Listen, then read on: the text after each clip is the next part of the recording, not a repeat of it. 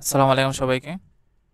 আজকে আমরা যে টপিকটি নিয়ে আলোচনা করব সেই টপিকটি হলো এনামেল কেসের প্যাথোলজি এবং ডেন্টিন কেসের প্যাথোলজি। এনামেল কেসের প্যাথোলজি নিয়ে যদি আমরা বইয়ের যে পিডিএফ রয়েছে ওখানে যদি দেখি তাহলে দেখা যাচ্ছে এনামেল হচ্ছে আমাদের দেহের সবচেয়ে হার্ডেস্ট অ্যান্ড ডেন্সেস্ট টিস্যু। মেনলি যেটার মধ্যে আমাদের যে ক্যালসিয়াম হাইড্রোক্সাইড থাকে ওটা হচ্ছে অনেক বড় একটা ইনঅর্গানিক কন্টেন্ট, যেটার কারণে আমাদের এনামেলটা সবচেয়ে বেশি হার্ডেস্ট হয় এবং এখানে কিছু অর্গানিক কন্টেন্ট আমরা পেয়ে থাকি।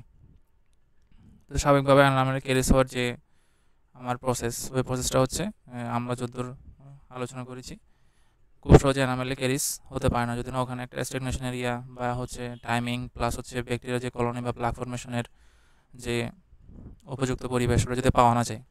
এই জন্য বলা হয়েছে once enamel has been breached infection of dentin can spread with relatively less obstruction. অর্থাৎ বলা হচ্ছে আমরা যদি এই এনামেলে যে সার্ফেসগুলো রয়েছে সার্ফেসের মধ্যে কোনো কারণে যদি কোনো ব্লিচ হয়ে যায় বা কোনো ধরনের হচ্ছে ভঙ্গুর অবস্থা সৃষ্টি হয় তখন হচ্ছে ওই অ্যানাবেল ক্যারিসটা ডেন্টিন ক্যারিস থেকে আলটিমেটলি আমাদের পুরো দাঁতের মধ্যে কী করে স্প্রেড করা শুরু করে। Enamel is rendered carious by acid diffusing into it and dissolving it. The crystalline lattice of calcium hydroxylated crystals is relatively permeable. অর্থাৎ আমাদের যে হাইড্রোক্সিলেটেড ক্রিস্টাল রয়েছে ওই হাইড্রোক্সিলেটেড ক্রিস্টাল লেয়ারটা হচ্ছে ইমপারমেবল, কিন্তু যে অর্গানিক কন্টেন্ট রয়েছে বা অর্গানিক যে ম্যাট্রিক্সটা রয়েছে এটা চারপাশে এবং যে প্রিজম শীট রয়েছে এটা হচ্ছে আমার পারমেবল টু হাইড্রোজেন আয়ন, যেটার কারণে যখন এখানে হচ্ছে আমার কী হয় অ্যাসিডের কোনো রিয়াকশন দেখা যায় তখন এরা কী করে হাইড্রোজেন যে আয়নটা রয়েছে ওই আয়নের সাথে হচ্ছে রিয়াকশনের মাধ্যমে আলটিমেটলি যে ইমপারমেবল এপিটেড লেয়ার আছে ওই লেয়ারটার মধ্যে আক্রমণ করা শুরু করে। Caries is not a simple solubilization of enamel, but a dynamic process of altering phases of demineralization and remineralization. অর্থাৎ বলা হচ্ছে আমার কেরিস মানে হচ্ছে কিনা শুধু যে এনামেলের যে লেয়ারটা আছে এই লেয়ারটাকে আমরা কি করব সলিউবল করে ফেলবো ওরকম না, এটা হচ্ছে একটা ডাইনামিক প্রসেস যেখানে আমরা একই সাথে ডিমিনারাইজেশন দেখতে পাই, রিমিনারাইজেশন দেখতে পাই। প্রথমত আমরা কি দেখি হচ্ছে কি caries in enamel develops in 4 main phases, অর্থাৎ এখানে 4 ধরনের ফেজ আমরা দেখে থাকি একটা কেরিসের ডেভেলপের ক্ষেত্রে। আমরা যদি 4.2টা রয়েছে ওইটা যে বক্স রয়েছে ওই বক্স যদি একটু দেখি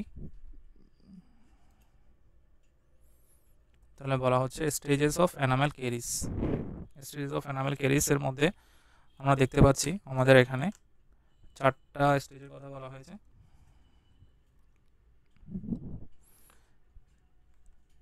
এর মধ্যে প্রথমে বলা হচ্ছে আর্লি লেশন, যেটাকে বলা হচ্ছে সাব মাইক্রোস্কোপিক জোন। এরপরে বলা হচ্ছে phase of non bacterial enamel crystal destruction. এরপরে বলা হচ্ছে ব্যাকটেরিয়াল ইনভাশন অফ এনামেল।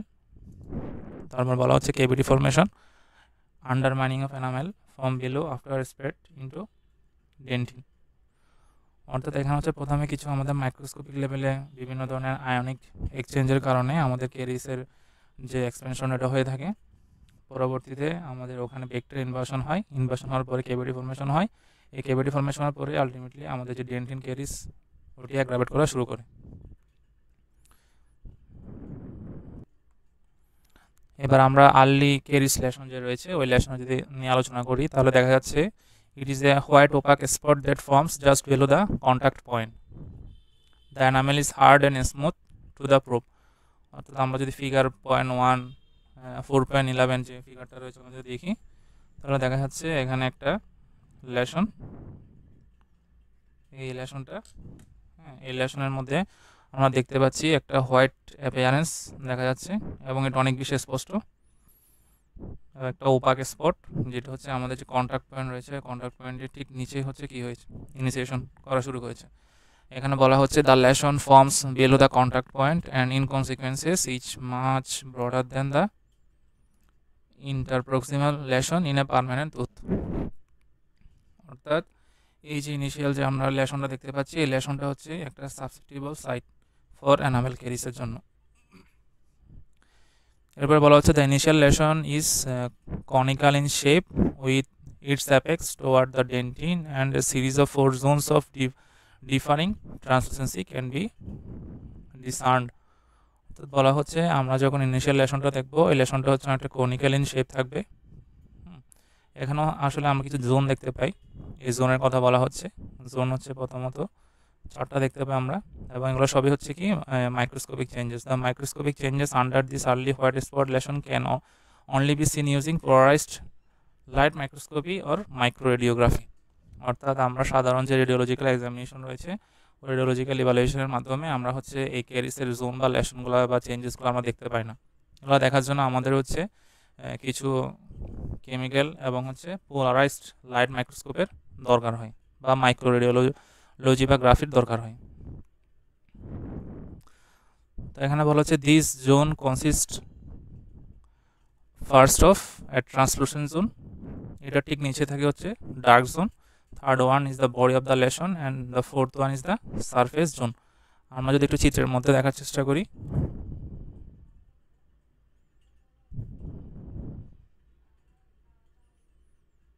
তাহলে দেখতে পাই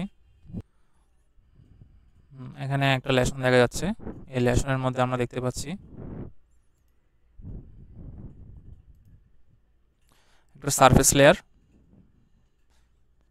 এরপরে দেখা যাচ্ছে আমাদের একটা সাব সারফেস লেয়ার, যেটাকে বলা হচ্ছে বডি অফ দ্য লেশন। আমরা ক্যারিসের যে ডেফিনেশন পড়েছিলাম, ওখানে আমরা দেখেছিলাম হচ্ছে সাব সারফেস যে এনামেল লেয়ারটা রয়েছে, ওটার মধ্যে আস্তে আস্তে যদি ডিমিনারেশন শুরু হয়, তাহলে আমাদের ক্যারিসের ইনিশিয়েশন যে স্টেপটা রয়েছে ওটা শুরু হয়। এক্ষেত্রে সাব সারফেস বলতে আমরা বডি অফ দ্য লেশনকে বোঝাচ্ছি, আর সারফেস লেয়ারটা মানে হচ্ছে কি একেবারে আপার যে একটা লাইনিং আমরা দেখতে পাচ্ছি, একটা ব্রাউনিশ একটা লাইনিং আমরা দেখতে পাচ্ছি, এটা হচ্ছে সারফেস লেয়ার। এরপরে বলা হচ্ছে zone where the carious lesion is in progress. তাহলে এই যে আমাদের যে ডার্ক জোনটা রয়েছে, এই ডার্ক জোনের মধ্যে আমাদের আলটিমেটলি কী হয়, ক্যারিয়াস লেশনটা প্রোগ্রেস করা শুরু করে। এরপরে বলা হচ্ছে আমাদের জোন অফ রিয়াকশন বা লিমিটিং জোন বা ট্রান্সলুশন জোন। এরপর আমরা দেখতে পাচ্ছি হচ্ছে কি একটা আমাদের ট্রান্সলুশন জোন আমরা দেখতেছি, যেখানে হচ্ছে রিয়াকশন হচ্ছে। এই রিয়াকশনের কারণে আলটিমেটলি অ্যানামেল ক্যারিসটা ডেন্টিনাল টিউবুলগুলোকে কী করে, আক্রান্ত করার মাধ্যমে ডেন্টিন ক্যারিসকে অ্যাগ্রাভেট করে বা এটাকে ইনিশিয়েশন করে। এই ছবির মধ্যে আমরাও দেখতে পাচ্ছি ট্রান্সলুসেন্ট একটা জোন দেখা যাচ্ছে সবার বাইরে, এর ঠিক নিচে হচ্ছে আমাদের যে ডার্ক জোন। হ্যাঁ, এরপরে হচ্ছে বডি অফ দ্য লেশন, এরপর হচ্ছে ইনটেক্ট সারফেস জোন। তাহলে আমাদের লেশনের প্রোগ্রেস সবচেয়ে বেশি কোথায় দেখা যাচ্ছে, আমাদের ডার্ক জোনের মধ্যে। তাহলে অ্যানামেল ক্যারিসের মধ্যে আমাদের কোন জোনে আমাদের ক্যারিসটা অ্যাগ্রাভেট করা শুরু করে, ডার্ক জোনের মধ্যে, যেখানে সবচেয়ে বেশি ক্যারিয়াস লেশনটা প্রোগ্রেশন দেখায়।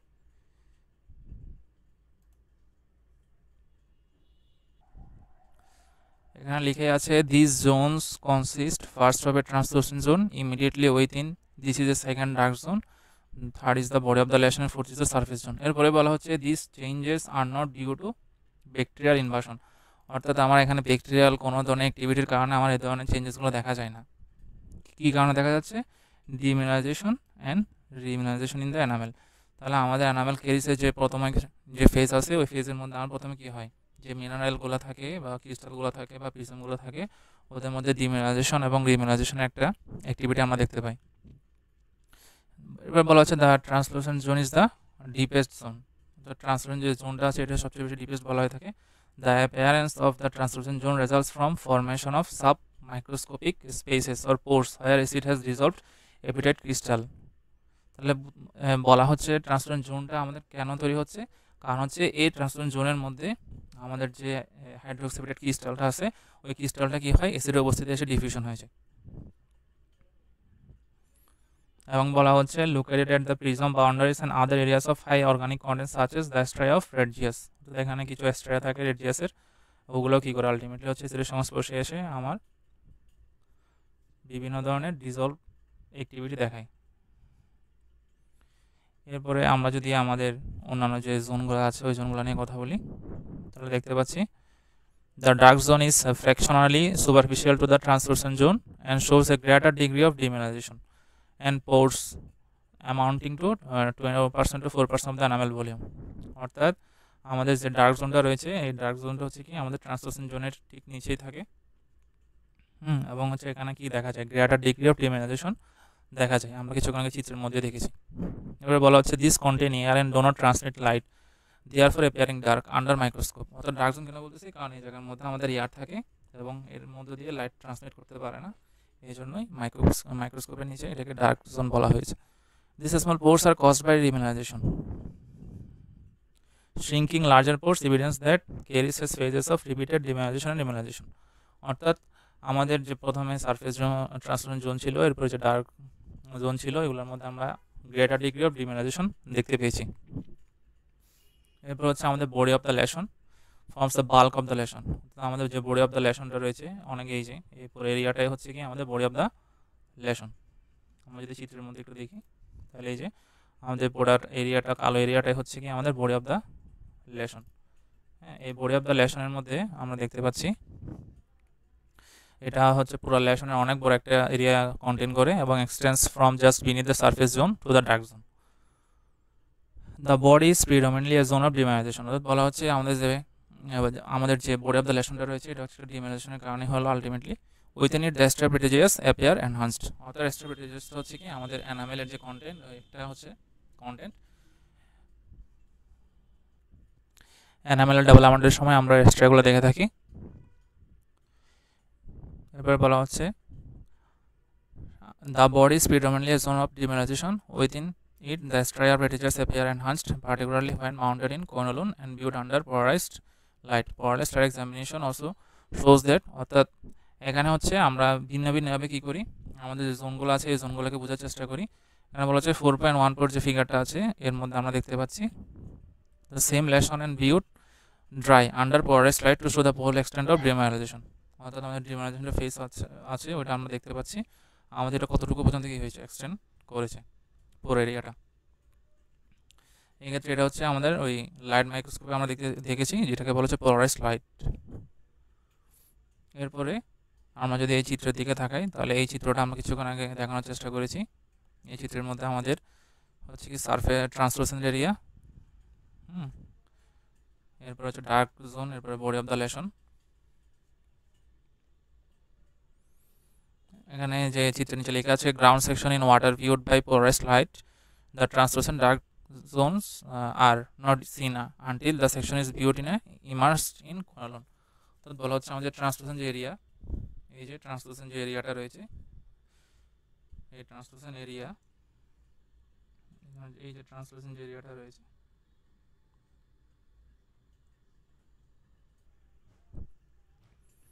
আমাদের এই যে ট্রান্সলুসেন্ট যে এরিয়াটা রয়েছে, আমরা যদি দেখি এই ট্রান্সলুসেন্ট যে এরিয়াটা এবং এটার ঠিক নিচে হচ্ছে এই যে ডার্ক জোনের যে এরিয়াটা আমরা দেখতে পাচ্ছি, এটা আমরা সবচেয়ে বেশি ভালো দেখতে পাই যখন এটাকে আমরা কি করব, কোনোলন ডায়ের মধ্যে আমরা ইউজ করব। তাহলে পাশের চিত্রের মধ্যে আমরা দেখতে পাচ্ছি অনেক ভালোভাবে এই দুইটা জোনকে আমরা এক্সটেনশন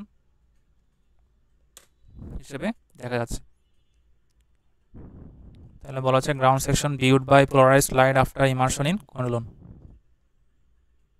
এরপরে যদি আমরা সারফেস জোন একটু বলি, the surface zone is the most important zone in terms of the prevention and management of the disease. বলা হচ্ছে আমাদের যে সারফেস জোনটা আছে এই জোনটা হচ্ছে সবচেয়ে বেশি ইম্পর্টেন্ট জোন আমরা যদি এই ক্যারিস যে রয়েছে এটাকে যদি প্রিভেনশন করতে চাই এবং ম্যানেজমেন্ট করতে চাই। It remains intact during demineralisation of the subsurface enamel and has a pore volume of only 1%। Subsurface of enamel মানে আমরা যেটা বোঝাচ্ছি এটা হচ্ছে আমাদের যে body of the lesion area রয়েছে ওটাকে আমরা সাবসারফেস এনামেল বলতেছি। বলা হচ্ছে এটা ইনট্যাক্ট থাকে যখন আমাদের ডিমিনারাইজেশন ফেজটা চলতে থাকে। The explanation is that the surface zone is formed by remineralisation. Ultimately আমাদের এই যে সারফেস জোনটা আছে এটা কিসের দ্বারা ফরমেশন হয়, রিমিনারাইজেশনের দ্বারা ফরমেশন হয়। In vitro if surface zone is removed and the enamel is exposed to an acid buffer, the more highly mineralized surface zone repairs by remineralization using calcium and phosphate from the plaque and from the deeper demineralized zone. বলা হচ্ছে আমরা যদি কি করি এই surface জোনটাকে remove করে ফেলি এবং যদি কি করি এনামেলটাকে এক্সপোজ করি অ্যাসিড বাফারের কাছে, তাহলে আমাদের যে হাইলি মিনারেলাইজড যে সারফেস জোনটা রয়েছে ওটা কি হয়, রিমিনারাইজেশনের মাধ্যমে রিপেয়ার হয়ে যায়। এবং এক্ষেত্রে আমরা কি ইউজ করতে পারি, ক্যালসিয়াম এবং ফসফেট যে কম্পোনেন্টগুলো রয়েছে ওগুলো আমরা ইউজ করতে পারি যেগুলো আমাদের প্লাক থেকে পাওয়া যায়। এরপরে বলা হচ্ছে আমাদের যে পেটাইট ক্রিস্টাল রয়েছে এই পেটাইট ক্রিস্টালটা হচ্ছে আমাদের যখন এই ধরনের জোনগুলো তৈরি হয় ওই জোনের মধ্যে হচ্ছে আস্তে আস্তে কমতে থাকে নর্মাল ভ্যালু থেকে। তাহলে বলা হচ্ছে apatite crystals have declined in diameter from the normal of 35 to 40 nanometre. এর মানে হচ্ছে কি আমাদের 35 to 40 ন্যানোমিটার যে নর্মাল রেঞ্জ রয়েছে এই রেঞ্জটা 45 to 30 ন্যানোমিটারে চলে আসে এবং দ্য বডি অফ দ্য লেশনে গিয়ে এটা 10 to 30 ন্যানোমিটারে চলে যায়। আর যে ডার্ক জোন রয়েছে ওই ডার্ক জোনের মধ্যে by the contrast enamel crystals appear to have grown 50 to 100 nanometre. অর্থাৎ আমাদের ডার্ক জোনের মধ্যে সবচেয়ে বেশি কি থাকে, এপিডেট ক্রিস্টালের ডায়ামিটারটা আমরা পেয়ে থাকি। And in the surface of the lesion বা জোনের ক্ষেত্রে আমরা পেয়ে থাকি হতে 35 to 40 nanometre. This changes once cavitation develops and demineralization comes to dominate the process. Until then, bacteria cannot physically penetrate enamel because of the intact surface layer. অর্থাৎ বলা হচ্ছে আমাদের চেঞ্জ কখন হয়, যখন আমাদের আস্তে আস্তে ক্যাভিটেশন হওয়া শুরু করে এবং ডেমিনারাইজেশন যখন কি করে এই প্রসেসটাকে ডোমিনেট করা শুরু করে। কিন্তু এই ধরনের যে প্রসেসটা আমরা দেখতে পাই ওখানে আমাদের ব্যাকটেরিয়ার কোনো ইনভলভমেন্ট থাকে না, যতক্ষণ না পর্যন্ত আমাদের যে সারফেস লেয়ারটা রয়েছে এটা ইনট্যাক্ট থাকে। এবার আমরা টেবিলের দিকে দেখাই। টেবিলের মধ্যে আমাদের জোনগুলোকে একটু সংক্ষেপে আলোচনা করা হয়েছে। Translucent zone, dark zone, body of the lesion এবং হচ্ছে সারফেস জোন। তাহলে বলা হচ্ছে আমাদের ট্রান্সলুসেন্ট জোনের মধ্যে মিনারেল লস হয় শুধু 1%, আর ডার্ক জোনের মধ্যে হচ্ছে 2 to 4%, আর বডি অফ দ্য লেশনে 5 to 25% মিনারেল লস হয়। তাহলে আমাদের যে বডি অফ দ্য লেশন যেটা হচ্ছে বাল্ক এরিয়া, হ্যাঁ পুরো জোনের অনেক বড় একটা অংশ কী করে এটা কভার করে রাখে, এটার মধ্যে সবচেয়ে বেশি কী হয় আমাদের মিনারেল লস হয়ে থাকে। এবার বলা হচ্ছে আমাদের যে রিমিনারাইজেশন ফেজ ওটা দেখা যায় কোথায়, আমাদের বডি অফ দ্য লেশন বা সারফেস যে জোন আছে ওই জোনের মধ্যে। আলটিমেটলি আমাদের ট্রান্সলুসেন্ট জোন, ডার্ক জোন এগুলোর মধ্যে কী হয়, রিমিনারাইজেশন যে ফেজটা রয়েছে ওটা অনেক বেশি প্রকট থাকে। এরপর আমরা ক্যাভিটেশন নিয়ে জানবো। ক্যাভিটেশন যদি আমরা দেখতে পাই তাহলে বলা হচ্ছে caries can only progress by diffusion of acid through plaque and into the enamel. তাহলে আমরা ক্যারিস প্রোগ্রেসের জন্য অবশ্যই কী লাগবে, অ্যাসিড ডিফিউশনের অ্যাক্টিভিটি থাকা লাগবে প্লাকের মাধ্যমে, এবং এনামেলের মধ্যে আমরা যখন জোনগুলো ফরমেশন হবে আস্তে আস্তে এনামেল ক্যারিসটাও প্রোগ্রেস করা শুরু করবে। এবারে বলা হচ্ছে if acid attacks reaches a critical level of or frequency demineralisation overwhelms the remineralising process that maintains the surface zone and it breaks down. বলা হচ্ছে আমাদের যে সারফেস জোনটা রয়েছে, হ্যাঁ এই সারফেস জোনটা যদি আমাদের কী হয় কোনো কারণে হচ্ছে একেবারে কী হয় আমাদের ওয়াস্ট আউট হয়ে যায় বা কোনো কারণে ডিস্ট্রাকশন হয়ে যায়, তখন আমাদের কেভিটি ফর্মেশন হওয়া শুরু হয়। এবারে বলা হচ্ছে caries first reaches the cement enamel junction. তাহলে সিমেন্ট এনামেল জাংশনের মধ্যে আমাদের কী হয়, মেইনলি ক্যারিসটা অ্যাসপেক্ট করা শুরু করে, cemento-dentinal junction. Caries first reaches that cemento-dentinal junction at a small area below the centre of the lesion because of the shape of the enamel lesion. তাহলে enamel লেশনের শেপটা আমরা দেখেছি হচ্ছে কি, আমরা যদি একটু দেখতে চাই তাহলে এই যে এনামেল লেশনের যে শেপ, হ্যাঁ এই যে এনামেল লেশনের যে শেপটা রয়েছে একটা ট্রায়াঙ্গুলার শেপ বলা যায় অথবা পিচের শেপ বলতে পারি আমরা।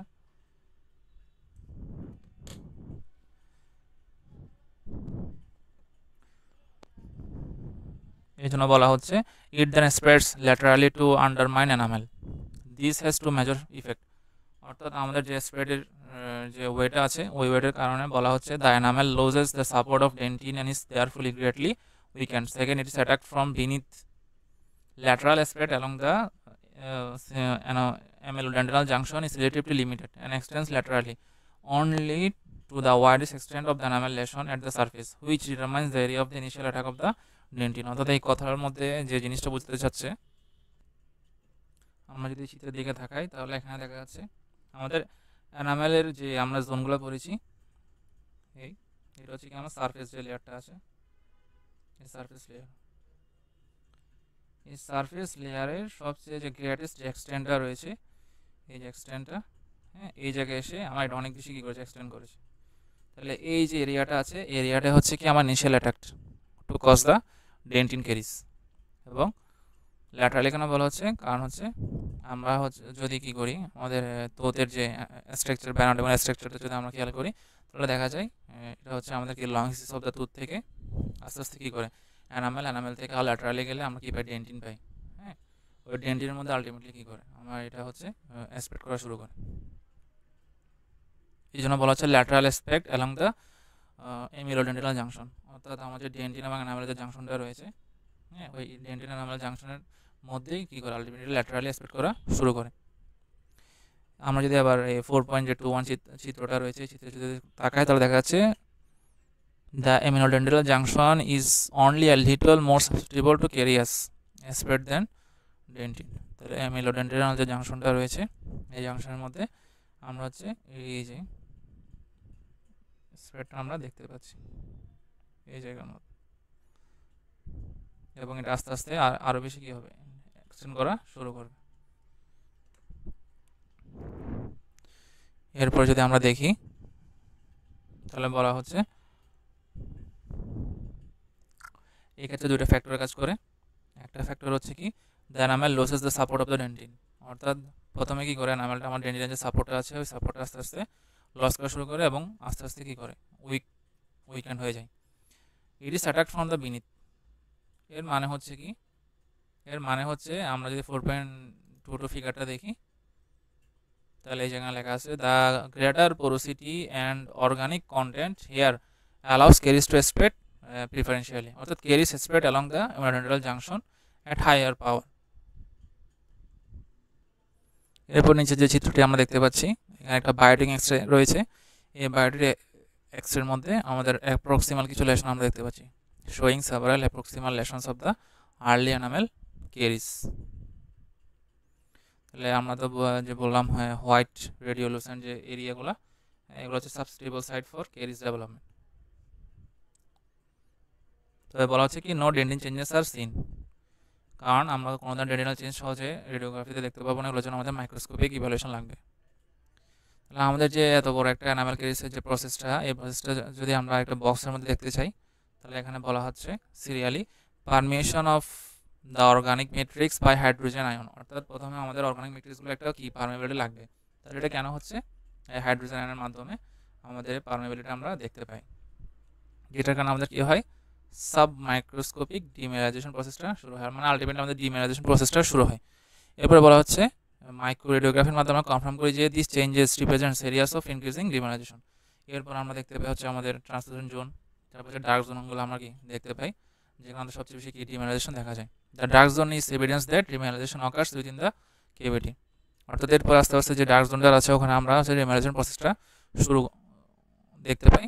The surface zone is largely formed by demineralisation. তাহলে এই যে সারফেস জোনটা আছে এটার মধ্যে সবচেয়ে বেশি কী হয়, ডিমিনারাইজেশন ফেজটা আমরা দেখি।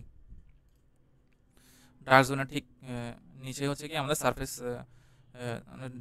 পুরো এরিয়াটাকে আমাদের হচ্ছে যে জোনটা কভার করে রাখে, এটা হচ্ছে কি আমাদের সারফেস জোন।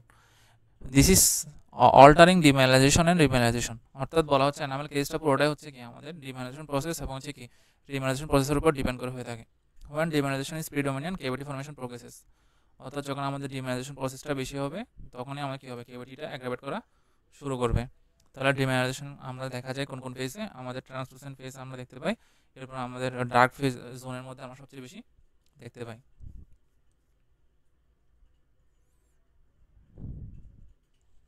আর আমরা চার্টে দেখেছিলাম টেবিলের মধ্যে একটা টেবিল আছে, ওই টেবিলের মধ্যে আমরা দেখেছি সবচেয়ে বেশি মিনারেল লসে কিন্তু বডি অফ দ্য লেশনে, যেটা আলটিমেটলি আমাদের ডার্ক জোনের সাথেই হচ্ছে কি থাকে, মানে কোঅপারেট করে।